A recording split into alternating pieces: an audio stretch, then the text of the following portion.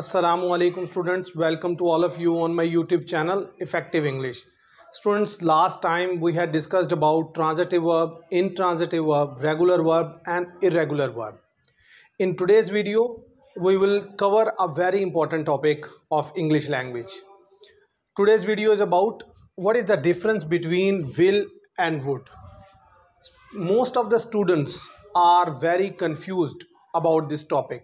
So in today's lecture, I will try my best to make it easy for you and to make you able to use these two helping verbs or model verbs in a proper way.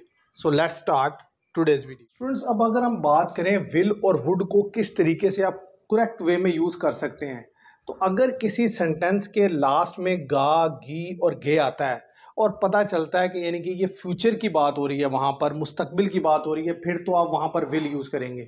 लेकिन अगर फ़िक्रे के आखिर में गा, गी और गे तो आता है, लेकिन सेंटेंस से पता चलता है कि ये प्रेजेंट मोमेंट की बात हो रही है या पास्ट की बात हो रही है, तो फिर ऐसी सिचुएशन में वहाँ विल नहीं आएगा, वुड आएगा। जैसे अगर मैं कहूँ वो क्रिकेट खेलेगा, वो क्रिकेट खेलेगा मतलब कि वो फ्यूचर में क्रिकेट खेलेगा, तो उसके लिए क्या बनेगा? He will play cricket.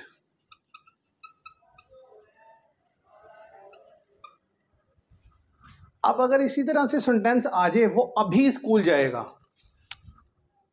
वो अभी स्कूल जाएगा।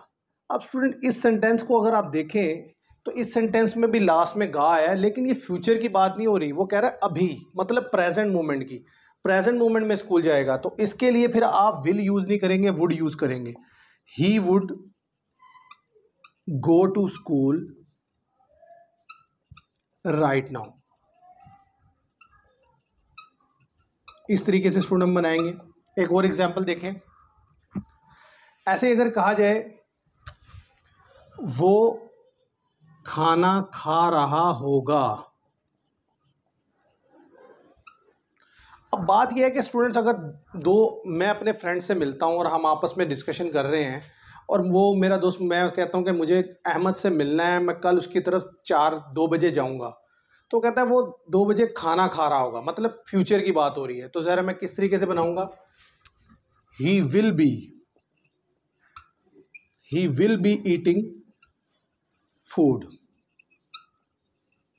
तो स्टूडेंट, इसके लिए जो कॉन्टेक्स्ट है, यानी कि जिस कॉन्टेक्स्ट में डिस्कशन हो रही है उसको समझना ज़रूरी है कि यानी कि बात हो रही है कि वो खाना खा रहा होगा, कब? कल की बात हो रही है, यानी कि वो, लेकिन जो वर्ड कल है वो बैकग्राउंड में है, मतलब आपके सामने नहीं है, लेकिन जब आप डिस्कशन में होते हैं तो आपको आइडिया होता है कि ये फ्यूचर की बात हो रही है या प्रेजेंट मोमेंट की बात हो रही है। अब यही सेम सेंटेंस अगर हम प्रेजेंट की सिचुएशन में बोल दें, मैं किसी से पूछता हूँ अहमद इस वक्त क्या कर रहा होगा, तो वो कहता है वो खाना खा रहा होगा, मतलब वो प्रेजेंट मोमेंट में खाना खा रहा होगा। ऐसे ही शाहिद अफरीदी खेल रहा होगा, शाहिद अफरीदी खेल रहा होगा, बैटिंग कर रहा होगा। मैं किसी से पूछा क्या शाहिद अफरीदी आज टीम में खेल रहा होगा, वो कह रहा है हाँ आज वो बैटिंग कर रहा होगा, इस वक्त वो बैटिंग कर रहा होगा। तो ऐसी सिचुएशन में जब आप प्रेजेंट मोमेंट में रहा होगा आ जाए, तो फिर उस सिचुएशन के लिए आप वहाँ पर क्या यूज़ करेंगे? Would be. अब इसको कैसे बनाएंगे? ही वुड बी प्लेइंग, अगर तो खेल रहा होगा, प्रेजेंट मोमेंट की बात है, अगर वो प्रेजेंट मोमेंट खेल रहा होगा, he would be playing right now, अभी खेल रहा होगा। अगर तो he would be playing today, वो आज खेल रहा होगा। इस तरीके से स्टूडेंट हम इसको बनाएंगे।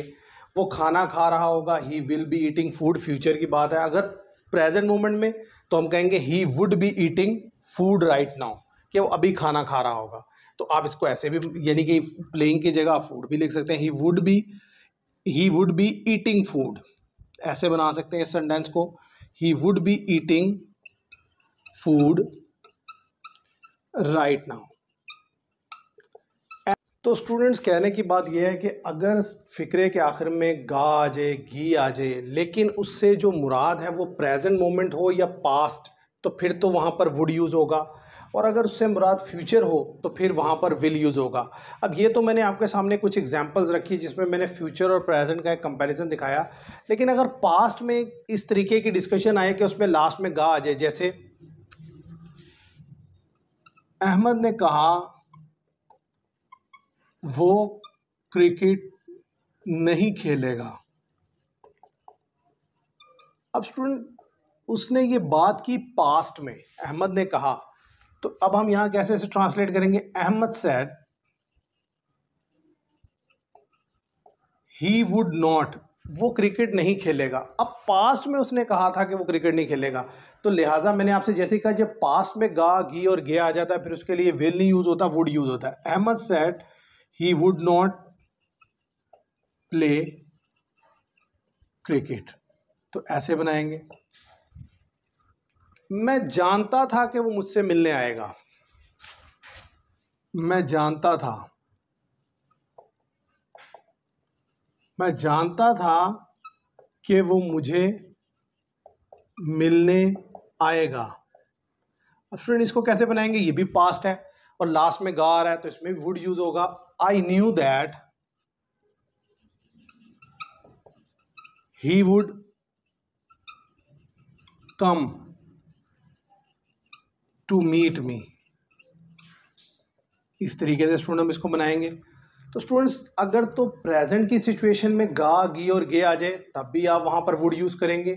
पास्ट की बात हो रही हो और उसमें वहाँ पर गा, गी और गे आ जाए तब भी आप वहाँ पर वुड यूज़ करेंगे। विल सिर्फ और सिर्फ आप फ्यूचर में यूज़ करेंगे कि जब कोई सेंटेंस बोला जाए, लास्ट में गा, गी और गे आ जाए और बात फ्यूचर की हो रही हो तो फिर आप विल यूज़ करेंगे। इसके अलावा अगर कंडीशनल सेंटेंसेस की बात की जाए तो वहाँ पर भी विल और वुड यूज़ किया जाता है। और विल को स्टूडेंट हम यूज़ करते हैं जो आपकी रियल सिचुएशन होती है उसके लिए। जैसे अगर वो मेहनत करेगा तो पास हो जाएगा। If he works hard, if he works hard he will pass the examination, he will pass the examination.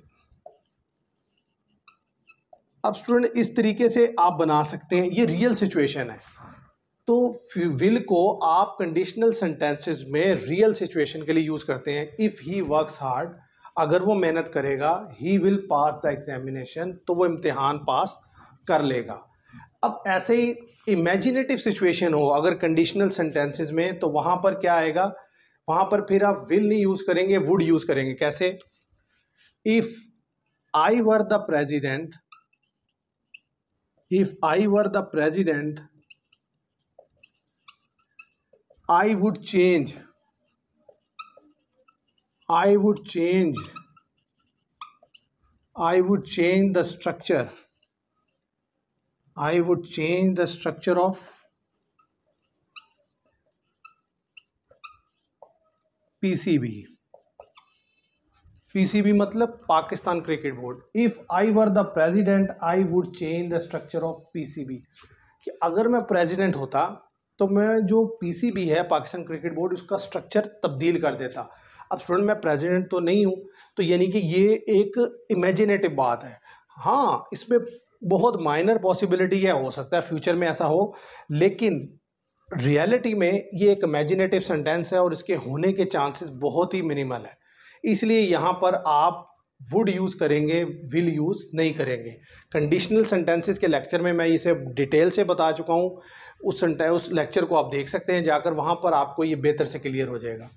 तो एक तो यूज़ फ्यूचर में होता है इसका, फिर रियल सिचुएशन के लिए होता है और इसका इमेजिनेटिव सिचुएशन के लिए होता है।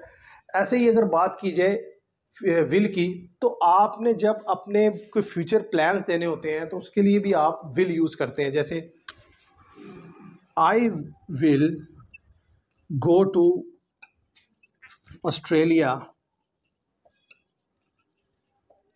नेक्स्ट ईयर, मैं अगले साल ऑस्ट्रेलिया जाऊंगा, तो यानी कि अपने फ्यूचर प्लान।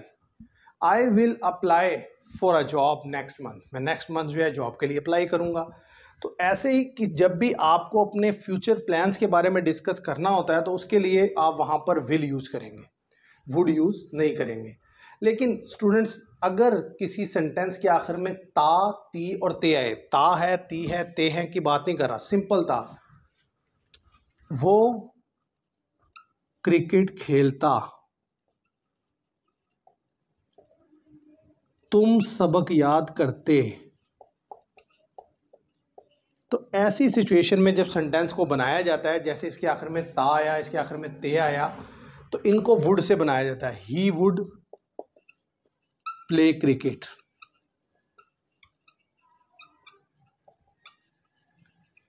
ऐसे तुम सबक याद करते, you would learn a lesson. इस तरीके से स्टूडेंट हम इसको बनाते हैं। अब स्टूडेंट्स एक और जो मैंने लिखा है कि पोलाइट रिक्वेस्ट के लिए भी वुड का यूज़ किया जाता है, यानी कि आप अगर किसी से किसी चीज़ की रिक्वेस्ट करना चाहते हैं तो उसके लिए भी आप वुड यूज़ करेंगे, विल यूज़ नहीं करेंगे, क्योंकि पोलाइट रिक्वेस्ट जो है ना वुड से किया जाता है, वो ज़्यादा बेहतर है। Would you like to go with me, would you like to play with me, would you like to sit with me. तो जब भी आप किसी से किसी चीज़ की रिक्वेस्ट करते हैं तो उसको पोलाइट वे में करने के लिए आप वुड यूज़ करते हैं। तो स्टूडेंट्स आज का जो लेक्चर था इसमें मैंने आपको बताया कि विल और वुड को आप किस तरीके से करेक्ट वे में यूज़ कर सकते हैं। पहली बात तो ये है कि जब अगर फ्यूचर में गा गी और गे आएगा तो आप विल यूज़ करेंगे। प्रेजेंट सिचुएशन में या पास्ट सिचुएशन में गा गी और गे आएगा तो फिर आप वुड यूज़ करेंगे। कंडीशनल सेंटेंसेस की रियल सिचुएशन के लिए आप विल यूज़ करेंगे, इमेजिनेटिव सिचुएशन के लिए आप वुड यूज़ करेंगे। और ता ती ते अगर सेंटेंसेस के आखिर में आता है तो वहाँ पर आप वुड यूज़ करेंगे, और पोलाइट रिक्वेस्ट के लिए भी वुड का यूज़ किया जाएगा। तो स्टूडेंट ये था मेरा आज का लेक्चर। उम्मीद करता हूँ आपको समझ आया होगा। अगर आपको मेरा ये लेक्चर अच्छा लगा हो तो मेरी वीडियो को लाइक कीजिएगा, शेयर कीजिएगा और चैनल को सब्सक्राइब कीजिएगा। Thank you very much.